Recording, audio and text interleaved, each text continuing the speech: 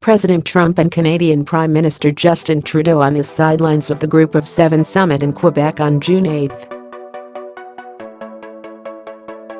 Saul Loeb, AFP. Getty Images, by Michael Taube July 25 at 2:34 p.m. Michael Taube, a Troy media syndicated columnist and political commentator, was a speechwriter for former Canadian Prime Minister Stephen Harper.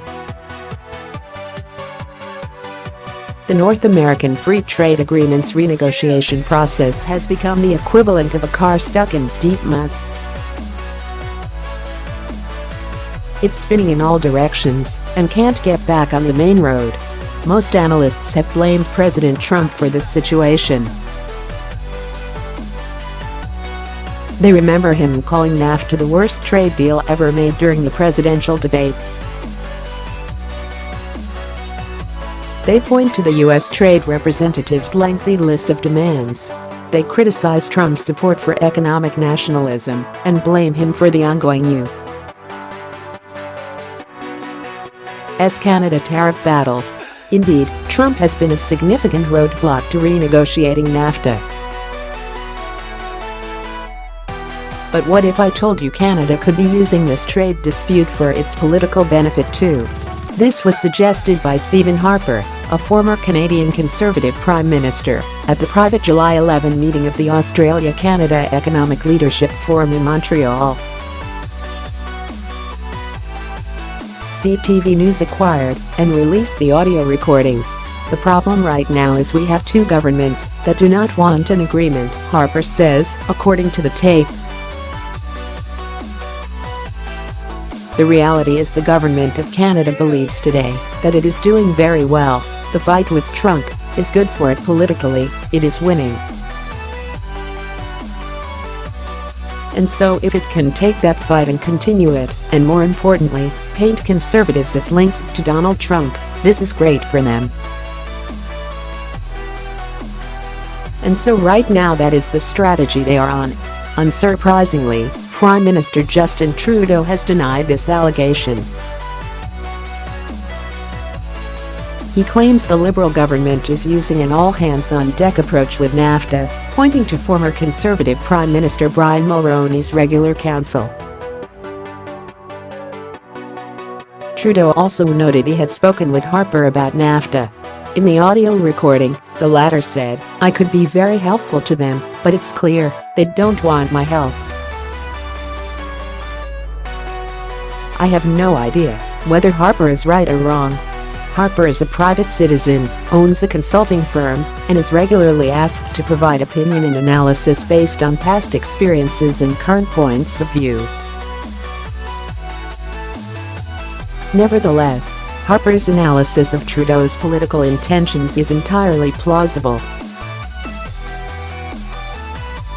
Canada currently refuses to enter any bilateral trade discussions with the United States. The other NAFTA partner, Mexico, has already entered discussions through President-elect Andrés Manuel López Obrador.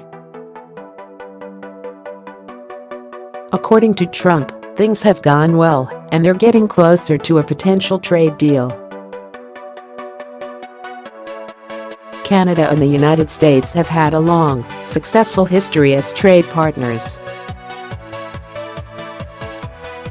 Our countries form the world's second-largest trade relationship, behind that of the United States and China.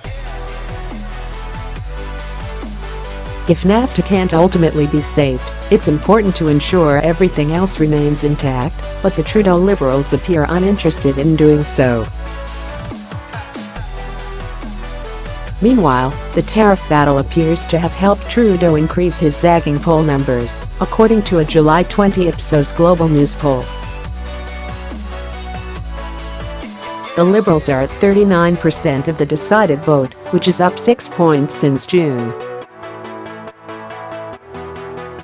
The Conservatives are at 32%, down 5 points, and the New Democratic Party remains at 21%. In Ipsos's view, the trade war with U.S. President Donald Trump appears to be yielding dividends for Prime Minister Trudeau and the Liberal Party, as attention is focused on the Prime Minister and his response to the U.S. President. This is good news for the Prime Minister, who has been dogged by an allegation of groping a female reporter during a festival in Creston, B.C. According to an editorial published on August 14, 2000, that resurfaced recently, he reportedly said, "I'm sorry. If I had known you were reporting for a national paper, I never would have been so forward." The tariff battle with the Trump White House has helped take some of the heat off Trudeau and change the political channel. The Prime Minister is now seen as Canada's economic champion and refuses to back down against this so-called bully of a president. It's just what the doctor ordered, either by chance or intention. That's why Harper's assessment of Trudeau, NAFTA and the U.S. Canada trade war shouldn't be completely dismissed by his critics.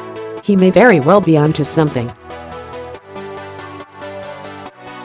Read more. Jen Gerson, groping accusations puncture the Trudeau brand. David Mosgrove, Canada is not your utopia. The Post's view, Canada has every right to be insulted. John Loring, can Canada actually call Trump's bluff on trade? J. McCullough, Canada's provinces could be turning against Trudeau.